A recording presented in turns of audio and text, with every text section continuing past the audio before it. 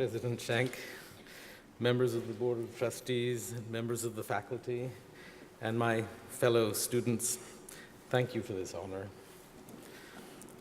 I was dumbfounded to receive the very beautiful letter from President Schenk stating that the American University in Paris wished to grant me an honorary doctorate.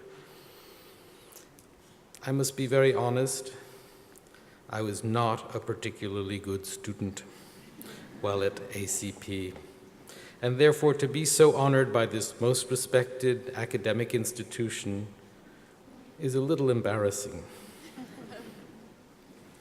What I did have, and what I believe your time at the American University in Paris will have instilled in each of you, is a sense of confidence in myself.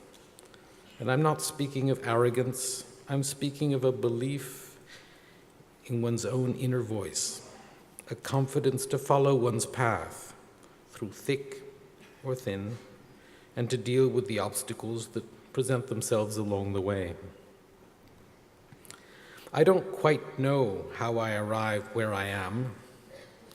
People often say that it must have demanded a great leap of faith, of courage, to become a monk and to devote myself to this path.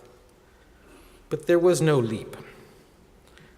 There were just a series of little steps along an unmarked path called life. It wasn't a particularly straight path. I was a photographer from the age of 13, spending as much time photographing and in the darkroom as my school permitted, maybe even more time than was permitted. I wasn't particularly good, but I devoted myself to it with passion and with love. I worked for photographers each summer, and though I eventually went to film school, it was photography that I remained devoted to. Oddly, it was the son of one of the photographers I had worked for who introduced me to my Buddhist teacher 37 years ago. I went to work for him with the same devotion I had had for the photographers I had served, and under his training continued to put one foot before the other along the path of life. I had the good fortune that all my cameras were stolen. They were well insured, and I was able to live on that money and devote myself to my Buddhist studies. And eventually, the wish to become a monk evolved.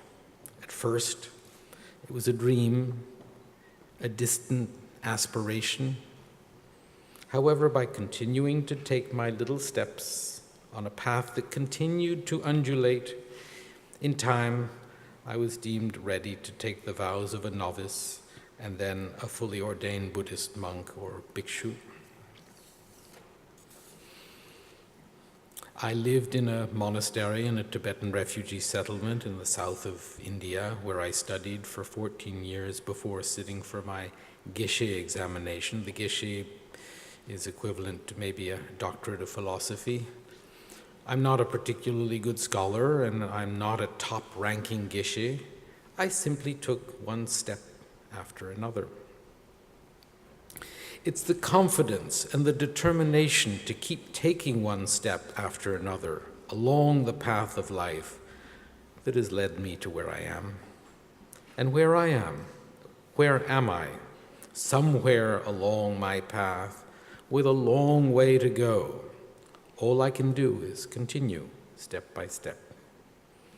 So I encourage you to do the same. Remember that there's no worse path and no better path. There is simply where our steps lead. But we must take each step with a degree of mindfulness. Remember that it is the quality of our minds as we take each step that determines the quality of the step and of the path before us. A step taken with a selfish motivation will be a selfish step, while the same step taken with a selfless motivation, one devoted to helping others, is a virtuous step and turns the whole path into a wonderful, virtuous path. And so I thank you for the honor you are bestowing upon me, and will try to follow my path with more mindfulness, bringing more selflessness to each step along the way. And I pray that you all will do the same. Thank you.